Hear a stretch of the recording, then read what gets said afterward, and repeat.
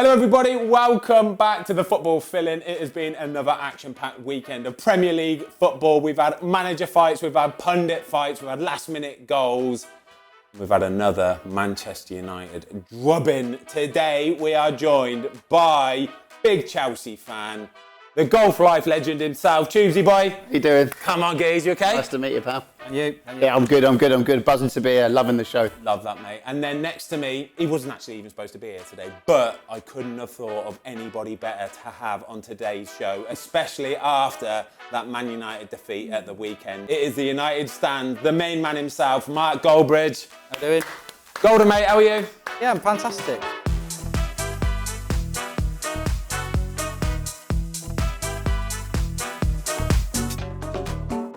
Really? Absolutely fantastic. Somebody at my school crapped himself on school sports day in front of everyone. And how do you come back from that? But after a couple of days, I feel like that person. You just got to take it, own it, and put a smile on your face. Wipe it up, have a shower. Just own it. Yeah, get on with it. Mate, right, so I was up in Manchester at the weekend. We got friends that live up in Manchester. And so I was watching the game, like most people was. Yeah.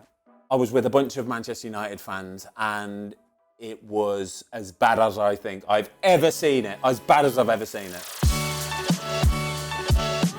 Yeah, I mean, so many times we keep talking about this, and I think things can get worse. That's the problem at Manchester United. Things can get worse. You've still got leaks from the dressing room. They're all blaming Ronaldo today. Lack of professionalism. Heads go down when you're 1-0 down against Brentford. Oh. Lack of signings. Lack of accountability. Brentford totally deserved that result. At times in the second half, I thought that I could see them putting sun cream lotion on and lying down. They were in first gear, and we still couldn't create a good chance. Like Ray Winston's Sexy Beast. Bloody Alex, get us some sun cream in a cup. They could have had a few pints. They'd have been absolutely fine. They could have started their Saturday night early. Do you think that's the worst 45 minutes in Man United's history?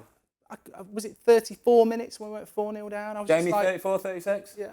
36 minutes. I said this at the time, respect to Brentford, but they're not the sort, I know they scored a few at Chelsea last season, but they're not the sort of team that you think, oh, Brentford, you could be 4-0 down to them after half an hour. It's completely symbolic of Manchester United at the moment that there is nothing we can't achieve the other way. Yeah. Not winning, not that title. There's nothing beyond us that way. Not that way. That way. Nothing surprises, basically. Yeah, we can do anything, guys. Yeah. I was actually watching your watch along. So big shout out, by the way, for Saturday's performance from yourself. So United stand. I was watching the live watch along for the Man United game. At one point, you hit 140,000 live concurrent viewers, which is bonkers. I think, and big respect to all these helplines and things like that. But I think what happened there is, as it went 1, 2, 3, 4, Man United fans were just getting more and more depressed, and we're like, where can I go? Yeah. Well, there's a load of other people, and we can just sort of share the pain. Sharing the grief. Because I don't think Arsenal or Spurs, it'd be funny for a little bit, and then they'd just go, right, I'm going to go enjoy my Saturday night. But people stayed for ages, so they've got to be part of the therapy session. That's the football's biggest therapy session. That's what it was. I got sent so many times. They clipped up your reaction to after the first, second, third. I got it on so many WhatsApp groups. I mean, you just went pricks or something. You know what? What are you supposed to do? What are you supposed to do? I've broken so many mouses over the last and tables. I've done the whole. I can't believe it. I can believe it now. They are just a bunch of prats. Just get out of my club. Get out. So awesome. I've got some talking points from the game, right? So I love doing this now. Making a few notes as we go. First of all, David De Gea, right? He's had a bit of a stinker for the goal. The first goal, I can excuse it to a point because it's just bad technique and he's made a mistake. It is what it is. Fair play to him for coming out afterwards as well, by the way. Holding his hands up really good. But the bit that worried me the most was for the second goal where it's a goal kick. They've done that silly thing where the defender passes it to the goalie, then the goalie goes to play it, but he's played the ball into, I think it was Eriksen, was it? Yeah. And then that led to the second goal. That bit there just screams to me of, I love Erik ten Hag and the way he's trying to play football, but I don't think David De Gea is suited to that. I'll always stick up for David De Gea because him and Ronaldo are actually players who've done it in a shirt, and you get a bit of money in the bank for that, I think. But yeah, he was dreadful on Saturday. I liked the way that he came out because, I don't want to give him an award for it. He came out and said, I feel like I need to apologise, I cost you the points. But no United player's done that in 12 months. And Yeah. we should have at least 2 or 3 of them lining up every game. But yeah, I also think, goalkeeper yourself, I think that you look at the fullbacks, they hide. Yeah. You look at Martinez, he's brand new. You look at Maguire, he's a bit hit and miss. Why are we passing out from the back? Just before that, Maguire passed it in the same pass to Ericsson, and he got a yellow card from it. So it's obviously they're just not confident enough to do that. And away from home, Brentford beat Arsenal last year in the same home fixture, first one. They're buzzing. It's a Saturday night. They've had a good result against Leicester. And they've just scored. Yeah, they've just scored. I mean, all 4 goals were preventable. Yeah. You mentioned that Martinez one on the back post. They're all preventable. Luke Shaw outpaced on the 4th. They're all preventable.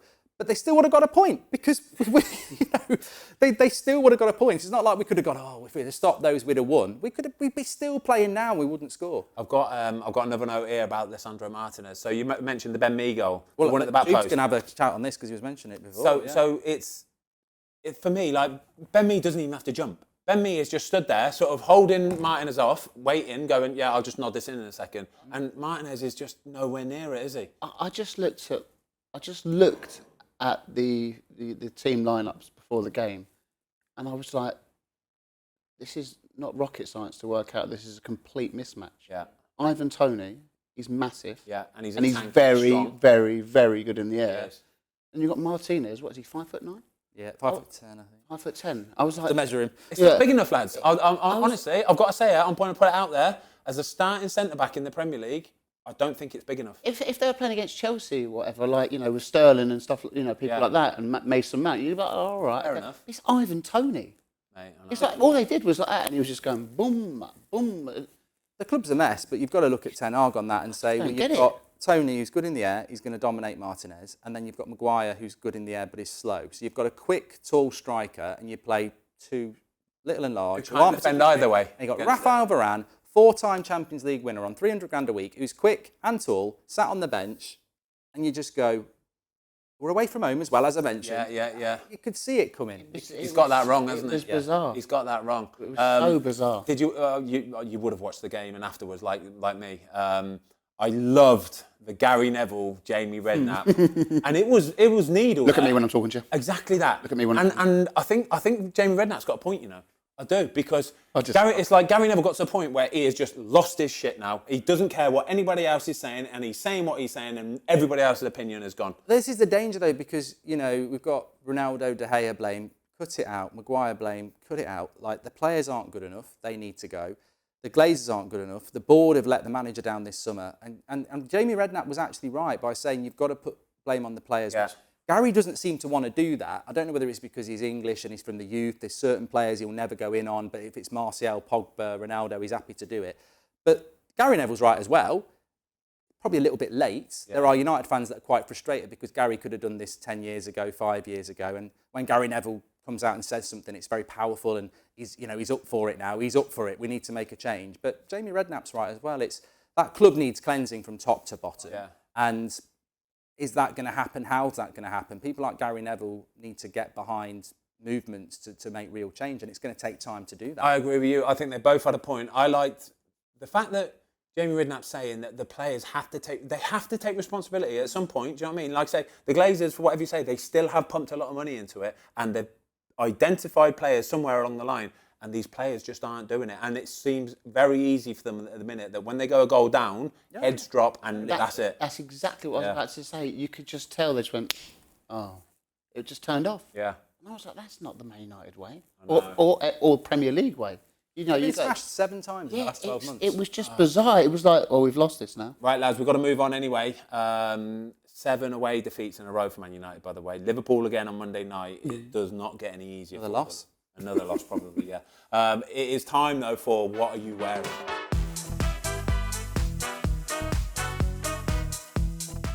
Right, Tubesy boy, you've come today dressed in an old school bad boy. Straight away, Goldbridge, who is that shirt giving you vibes of? Drogba, definitely. Didier Drogba, Frank Lampard for me personally. That is from the 2006 season? 2006, I believe, and it's Super Joey Cole. He's here, he's there, he's everywhere.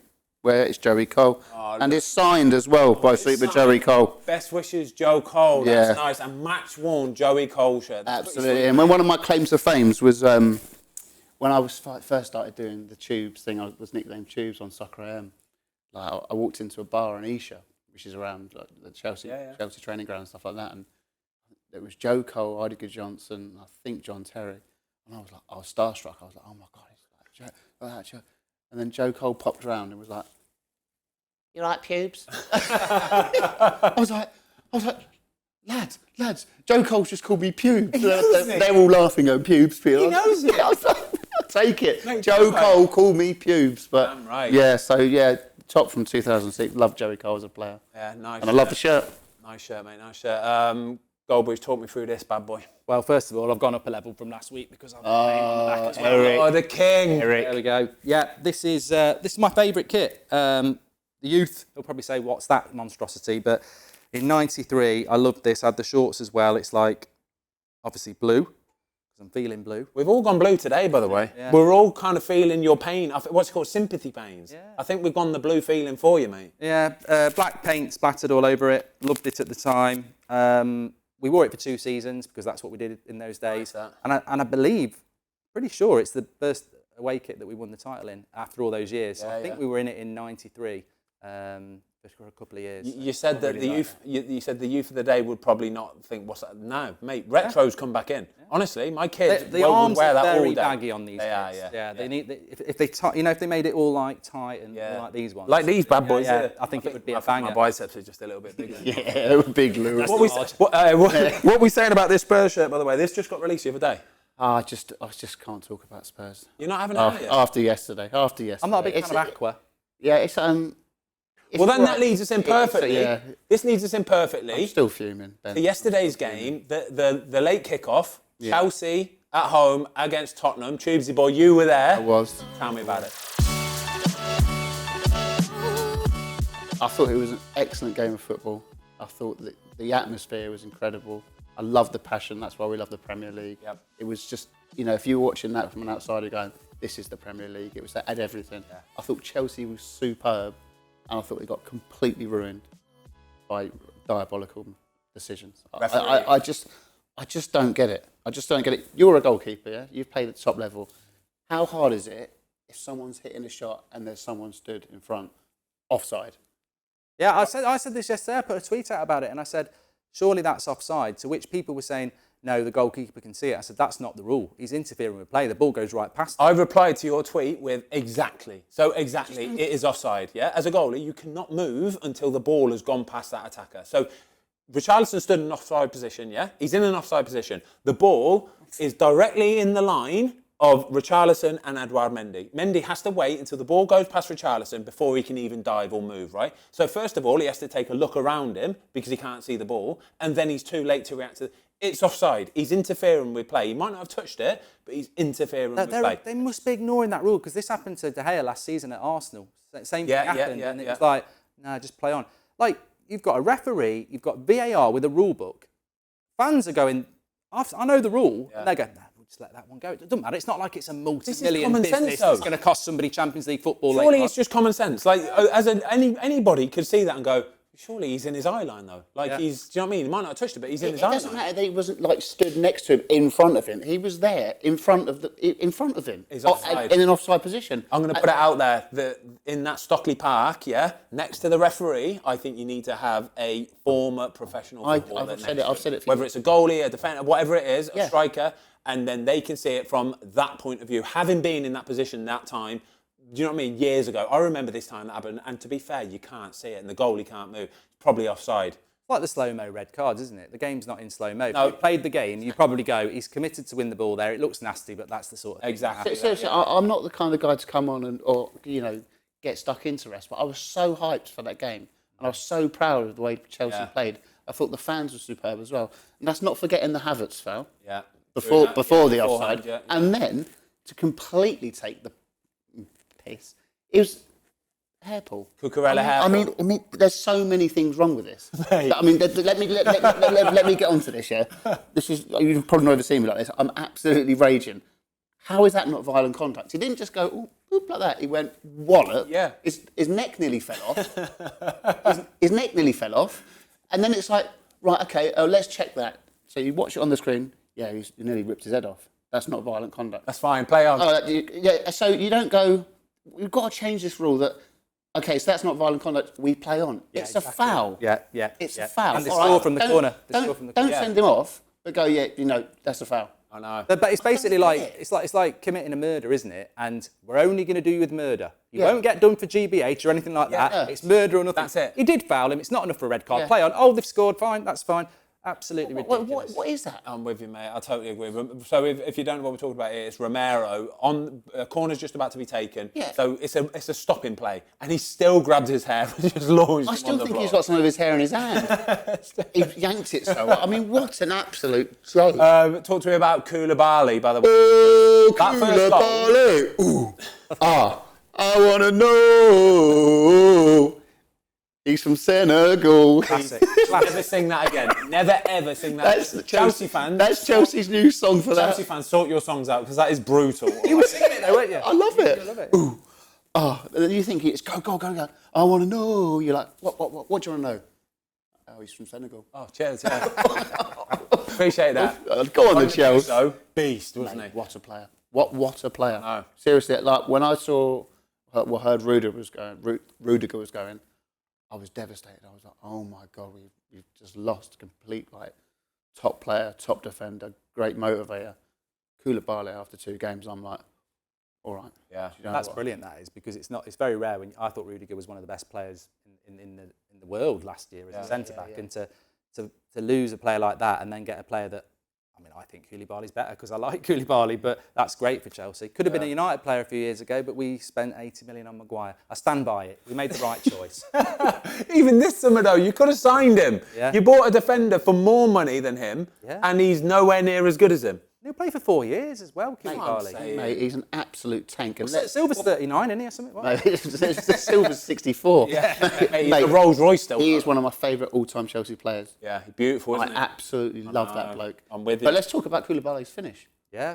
People said he didn't mean it. He's cut across the ball. Mean it. What a finish. He did mean it. But the best thing I want to talk about from this game, and it is incredible, because it's going to lead me on to unpopular opinion in a minute as well. Yeah. But I've got to talk about the Conte, Tuchel, touchline spat. What the heck? This is incredible, right? Perfect. Brilliant. It's I love great, it. I love it. And I really hope that there's no touchline bans or anything like that, because there is no judo throw. There's no punch to the face. It's a handshake. Needle. No hair pulling. No hair pulling. Yeah. It's just...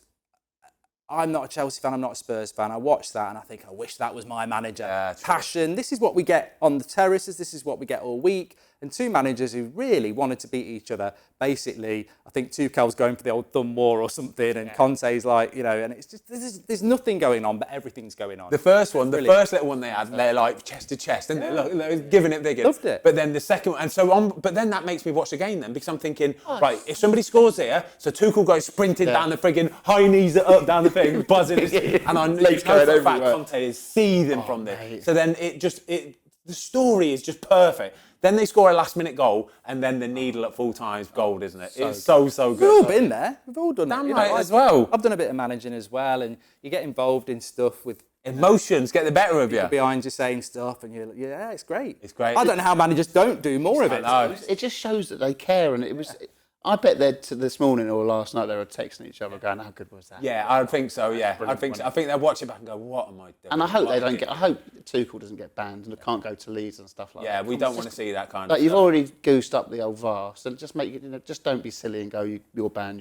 Just get on with it. It's the same as the VAR, isn't it? People who are running the Premier League, they need to look at that and go, this is great. We're not going to put a statement out saying how great it is, but this is what we want. Well done. Let that happen. Yeah. Let that go on, yeah? Right, so boys, this leads me on to unpopular opinion. Right, this week's unpopular opinion comes from our very own Rhino Legs Tom, who is currently on holiday in Spain at this moment in time, having the time of his life. However, he has come up with an absolute stinker of an unpopular opinion, right? Go on. He texted me last night and said, do you know what? I think it's a disgrace that managers get into a touchline spat because it sets a bad example. What is he talking about, lads? Someone spat in his paella, aren't they? They put him in a bad mood. Damn right. What's going on, Tom? It's brutal, isn't it? I love you, but stay on holiday. That's disgraceful. We need this kind of stuff in the Premier League, don't we? It's brilliant. I know. It shows that both managers care. Yeah. and it's pure entertainment. If you're any neutral watching that, you're going, this is awesome. Yeah, totally agree. Absolutely awesome. And I think Thomas Tuchel as well, big shout out to him, because when you see him running down that touchline at 2-1, he looks like he's training for the 10,000 metres. He's like me, he hasn't got a build for a scrap, and yet he's up for it, he's having this, he's not letting go of the hands, so you know what? All right, well, do you know what then? This brings me on to another question that I've got for you then, okay? Because we did a podcast a few weeks back, right, and it was called Hypothetical Football Fights, right? And we would pick like 2 evenly matched footballers and we would discuss who would win and why they would win and blah, blah, blah. So who do we think would win if it came to an actual fight between Antonio Conte and Thomas Tuchel? Who are we going for, lads?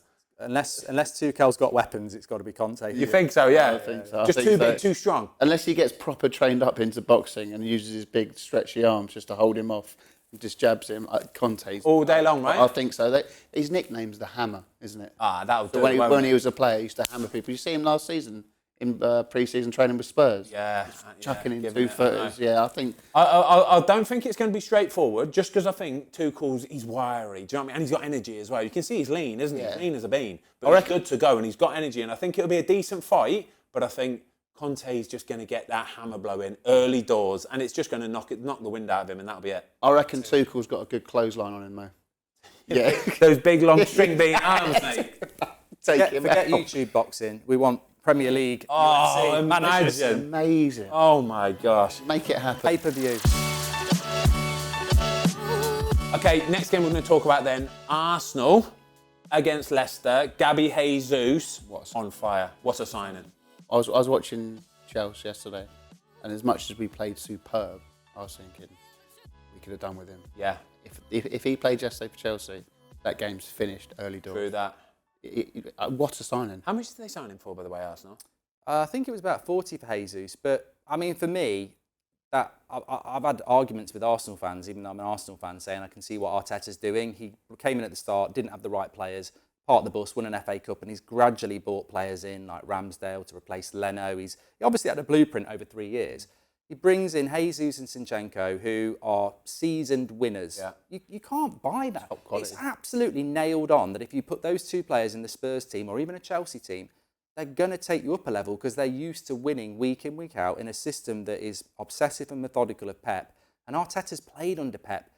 They have gone up a level with those 2 players. And I think they're fantastic signings. And that'll be the reason Arsenal do whatever they're going to do this season. You know, I saw a quote from Pep actually a couple of weeks ago from when they... First of all, I can't believe they've sold him, by the way. I cannot believe they've got rid of him, yeah? But I saw a quote from Pep saying, about Zinchenko this was, and he's saying... He's the first guy in the gym in the morning. Once we've done gym, he'll then go and do more gym. He's the first one on the training pitch. And I'm thinking, so you've let this guy go that does all these things. Everybody else sees it. And bearing in mind, he's 23, 24 years old.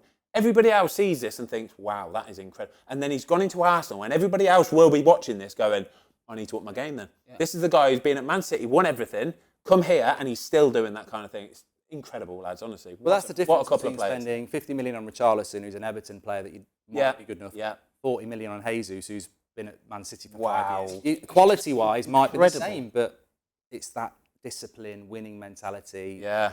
I'm not sure if the quality is the same though. I think Jesus is top class. Top, yeah. He's finished the first goal, just little.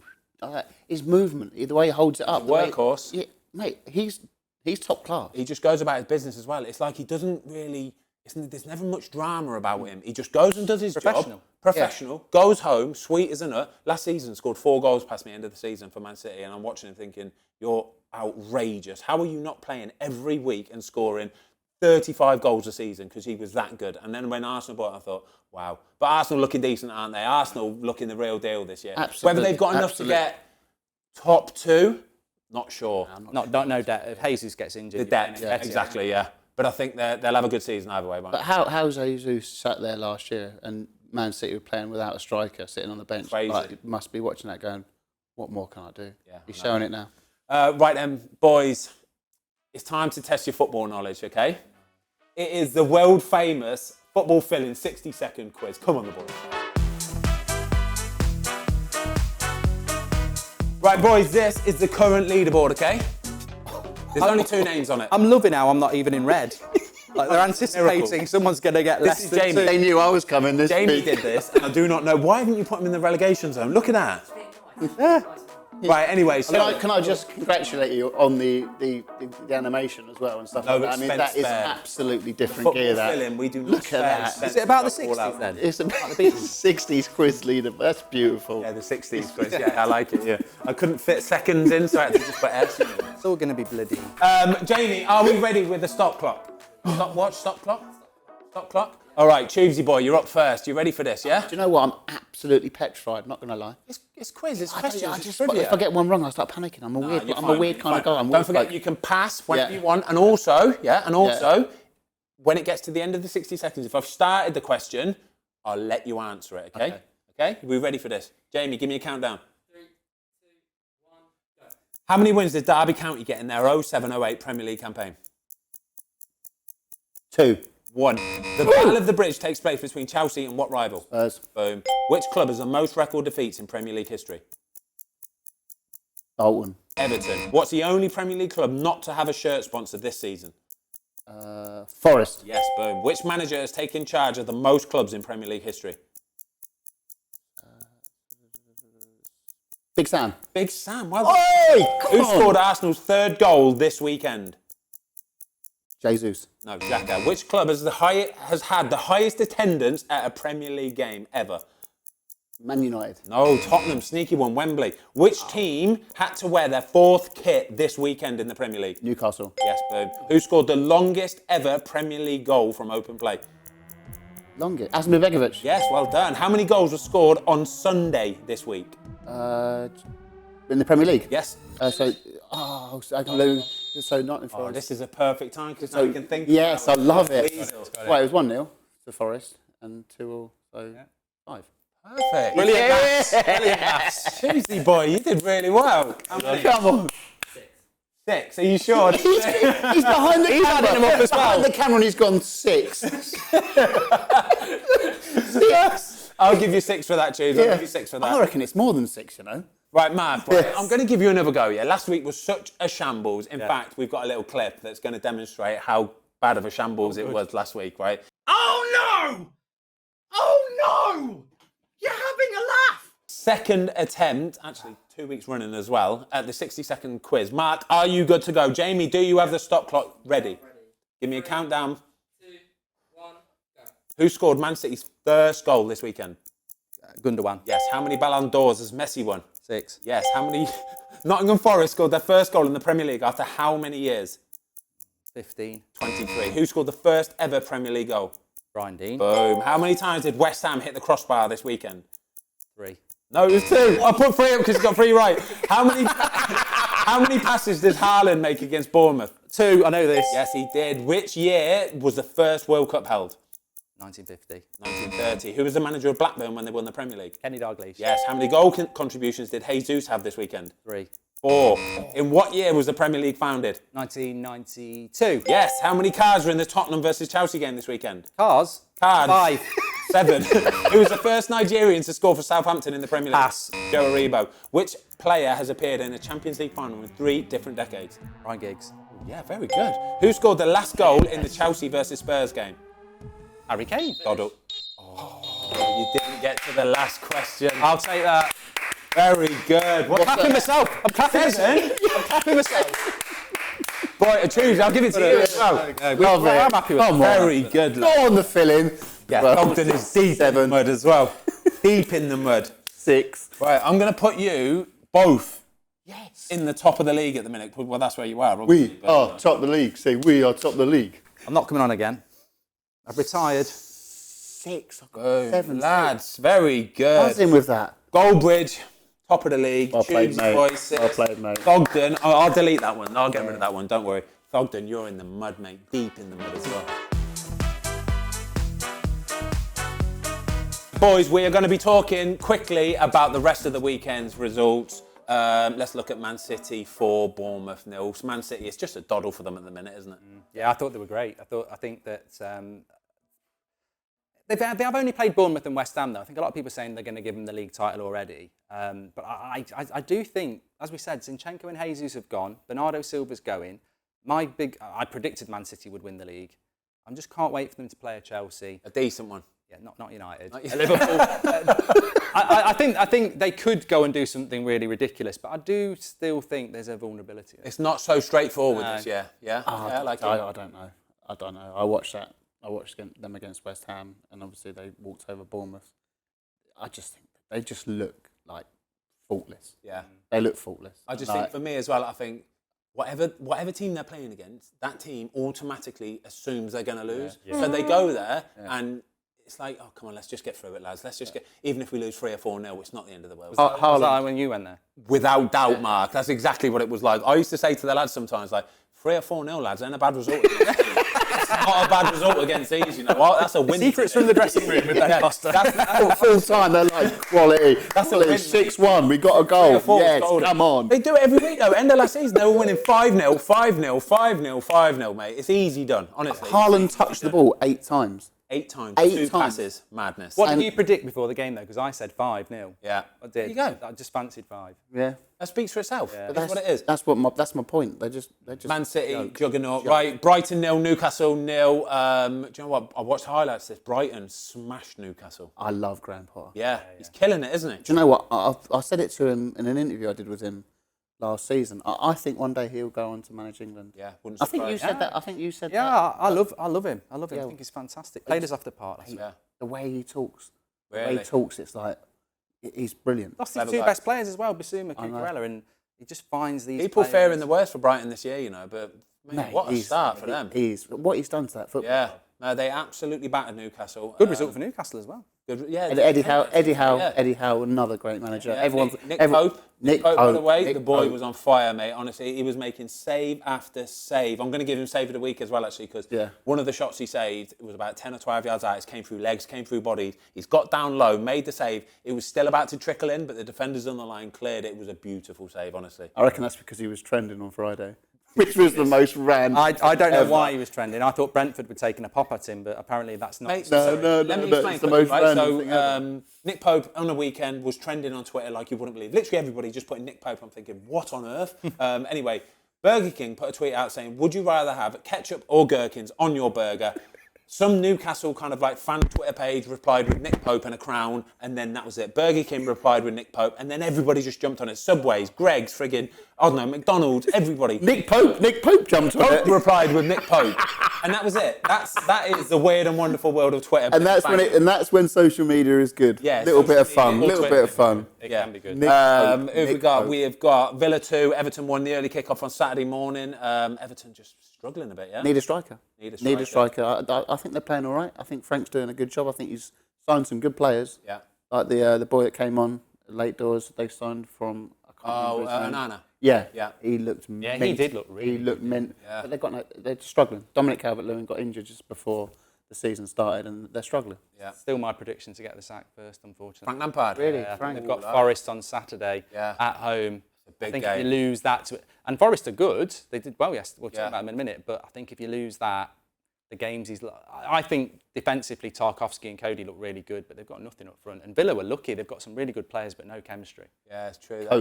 Connor Cody, what a signing, and Bruno Lage is going to regret that. Honestly, I think. Totally agree. I just don't get it. You speak to any of the young boys at England, your Masons, your Deck, they just go Connor Cody. Like, he's amazing around the camp. Mate, you know just what? look up to him. People he's don't place enough value on how important that is to have those kind of guys around the place. Seriously, like winners, leaders, like men, grown men, people you can go and talk to help out. Great signing. Incredible What a signing. Southampton 2, Leeds 2-0 up. Rodrigo, who is absolutely smashing it in Fantasy Premier League, by the way. 3 goals. He's the highest scoring player in Fantasy Premier League at the minute, by the way. It won't be next week when I put him in mine. Yeah, exactly. I didn't have him in the team, obviously. 2-0 up, let it slip though. Southampton got back into it. Good result for Southampton, that. Well, Hasenhüttl, to be fair to him, they were getting absolutely pulverised, and he made 3 changes. Yeah, changed the bought game. that Ariba one, bought a couple others on, changed the game, Yeah, so fair play to him, changing it. Yeah. Yeah. Big result for them. Absolutely. We've got Wolves 0, Fulham 0. Saw the Jose Sarr save, Mitrovic, bit of a disappointing penalty. Decent save, I'll give him that. I'm actually going to give Mitrovic a bit of a shithouse of the week as well, because he should have got a red card as well. He had a head-to-head with Morgan Gibbs-White, and he was proper putting his head in. I mean, proper. Like, in days gone by, I've seen red cards for less than that, so we got away with one there. Not much to talk about. Decent result for Fulham, though, yeah? Yeah, good result for Fulham. Well, Wolves, I don't know what they're going to do this. Mate, they might struggle as well. Yeah. They really do. Wolves. Yeah. Well, getting rid of Conor Cody is ridiculous. Yeah. Ridiculous. Yeah. But I really want to meet Mitrovic. I really want to interview him. Sicko, yeah. He's sicko. I like it though. I like little sickos like that. And I'm so pleased. Everyone was writing him off, weren't they? Going, you can't do it in the Premier League. Yeah. Well, they didn't use him the last time they came up. They didn't use him. No, that's true. But I'm intrigued by the guy. I really want to. Okay, and finally, Forest won West Ham 0. The late kickoff. No, it wasn't the late kickoff. The early kickoff Chelsea on Sunday. I watched this game. West Ham. How they have not got even a point from this game was beyond me. But for Forest, first game back in the Premier League at home. Woof. Well, apparently, according to Thogden, I'm a Forest fan. He's like a kid with sweets. Because I'm from Nottingham and I've been called a Forest fan for 6 years, he thinks it's a new joke. So He was on it last week. every time. How many times did he mention it last week? And it was, I just said to him afterwards, you do realise this is not even funny. But I don't. Thogden in obviously the mud again. Thogden in the mud again. But you know what? If I was a Forest fan, I'd jump on that after United result. Yeah, I actually was quite disappointed. I mean, I'm not a big fan of Lingard and Henderson anyway. Yeah. I was pleased for Forest. I'm glad they're back in the Premier League, and I don't know Henderson, but I like Jesse Lingard a lot. And one thing I will say, just going off on others, I was there last week to interview Jesse Lingard, and I watched training. Steve Cooper, I was like fixated by it. Really? His attention to detail. Seriously, Ben, Mark, it was a joke. He's like stopping. He's like bang, bang, bang. Like this, you don't see it that close to the training. Yeah. But he was unreal. And I said to Jesse afterwards, he's like, mate, he's a joke. They're so good as well. I mean, they bought that lad from Watford, Dennis. Yeah, 20 And mil. it's like every day they're buying someone. And Another it's like, one. You can't predict whether they're going to stay up or not now because they've bought so many It's players. a bit like what Fulham did a few years ago. Yeah. You remember when they spent 100 mil and then they just finished rock bottom of the But if he's a good coach and he's getting good players... The Antonio goal, though, I've got to say... It's a joke. That's never, ever a foul. What can he do? The guy walked into him. Yeah. And it's a goal. It's a goal. They're both ran into each other and that's all there was to it. Right, brilliant. That's all the Premier League fixtures looked at. We've discussed a few things. We now have to do Champ and Chump of the Week. As always then, lads, we've got to pick, I've picked 3 people who I think could be the champ or could be the chump, all right? We're going to start with Chump of the Week, all right? Because everybody loves to There's only one winner. Everybody loves to know. Yeah. Let me give you the shortlist first, okay? Yeah. Let me give you the shortlist, all right? Let me give you the shortlist. Yeah, okay. So, first of all, okay, for the second week running, Eric Ten Hag, yeah, has got to be in there, all right? For 2 weeks running, wow. Second of all, David De Gea had a bit of a stinker at the weekend. I love you, David, though. I do. I absolutely love you. And third of all, Anthony Taylor. Winner. Well done. Congratulations. Anthony Taylor. Anthony Taylor, everyone. Thank you. He saved David De Gea and Ten Hag. Yes. I do. I think he do. I think he's genuinely saved them from another embarrassing weekend. Yeah. And I totally agree with you, mate. Yesterday's game was an absolute belter, but the referee got in the way. He did. He got in the way. I want to see a football match where you don't see the referee. All the decisions made are perfect. Yeah, totally agree. He ruined it a bit, didn't he? Yes. Yes. I don't really know what to add to what I said before when I absolutely slaughtered it. But it's a joke. And a lot of people before the game, Mark and Ben, were like, it's Anthony Taylor. He's against Chelsea. He's against Chelsea. And I was like... Has he got a bit of a bad rep, Hunting? Against Chelsea. When he's refereeing Chelsea, he always seems to do something bad. You've got the football fan base on your side because it's not even a Chelsea thing. Like, I see it. I watched Chelsea play Arsenal in the FA Cup. I did a watch-along for it, actually. I've never ended a watch-along. 70 minutes, I went, I've had enough. Saturday night, I'm going out. I'm not watching this. I don't even support Chelsea. It was just like, he's ruined this game. And it's not even a running joke anymore. It's like leaving Ronald McDonald with your cow. You know, it's going to ruin it. I'm not one to dig out people and stuff like that, but it's weird. Absolute joke.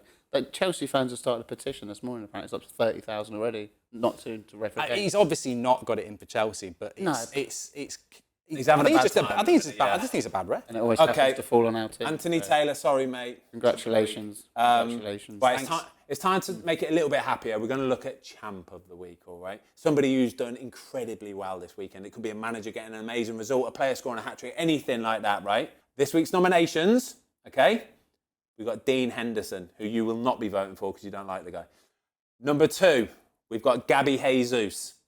And number 3, Thomas Frank, Brentford manager. Who are we going for, lads? I don't dislike Dean Henderson. I wish him all the best. Yeah. Just don't want him back at Man United. Yeah, that's fair enough then, yeah. That's all right then, yeah. But you're not voting for him still? No. I'm going to get, do you know what? Jesus, unbelievable. Dean Henderson, fantastic. Yeah. Great penalty save. Thomas Frank for me. Nice. I mean, a lot of the talk is about, Man United are bad, Ten Hag got it wrong. Like, what we discussed, which, maybe he did. But Thomas Frank. Yeah. Did you see him speaking after the game and before the game? Yeah, he's brilliant, isn't he? How he's working it all out. And, I know a few people who work at Brentford and they just go, he's the nicest man. Love that. And he goes, his tactics is a joke. I think he's brilliant. I think he's absolutely brilliant, Thomas Frank. And I think it's unfair sometimes when United lose, it's like, it's all drama, this, that and the other. And you do take away what Brighton did last week at Old Trafford, what Brentford did. And they're 4-0 up, the game's won. They're in second gear and they still don't concede and they still are very well organised. I think Brentford, Thomas Frank. And what about that goal? What about the goal? The ball down the line, Ivan Toney, first time left foot. Lovely, isn't it? It's a great goal. And that's come from the training ground. They play as a team. Well, they're a team. They do. Thomas Frank. Unanimous, lads. I agree with you completely. Thomas Frank, you've had an absolute banging weekend. Fantastic 4-0 win. You are the champ of the week. Okay then, boys, before we go, just got to do a quick score prediction. Monday night football tonight. Liverpool at home to Crystal Palace. How do we see this one going? Yeah, I'm going to go 2-0 Liverpool. Got Salah captain. I think Palace are a good side. They've got the players to hurt Liverpool on the break, but Liverpool need the win after Fulham. So, Liverpool, Liverpool at Anfield. I can't see anything but a Liverpool win. Going to go 3-1. All right. I agree with you both. I'm going to go for 3-0 only because I've got Trent and I've got Andy Robinson in my defence, in my Premier League team. And I need the clean sheet bonuses, all right? So that's who I'm going to go for.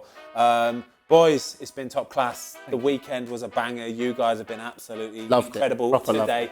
As usual. Tubesy boy. Top man. Give me some Thanks of a that, lot, mate. Cheers, mate. Oi. Hey, lads, come on. Look at me. Look at me. Boys, come on. Hey, stop. Cut.